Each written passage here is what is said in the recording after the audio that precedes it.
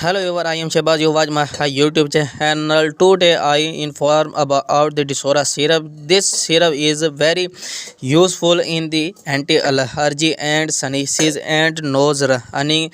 And the Desora syrup, its formula is Desloratadine. Desloratadine is very useful about anti-allergy rashes and redness on the skin। जी हाँ viewer, ये जो डिसोरा syrup है ये इस्तेमाल किया जाता है ख़ास तौर पर जो है ख़ारिश में।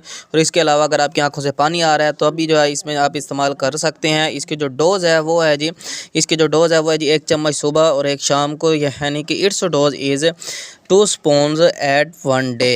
यानी कि एक दिन में जो है आपने 2 चम्मच इस्तेमाल करवाने, यानी कि 1 चम्मच सुबह और 1 शाम को। अगर आपके बच्चे की उम्र जो है 5 साल से ज़्यादा है, अगर इससे कम है तो आपने जो है इसे आधा चम्मच जो है आपने इस्तेमाल करवाना है। अगर आपको कोई भी बात समझ नहीं आई तो हमें कमेंट लाजमी करें। मिलते हैं अगली वीडियो में, अब तक के लिए हमें इजाज़त दें। अल्लाह हाफिज़।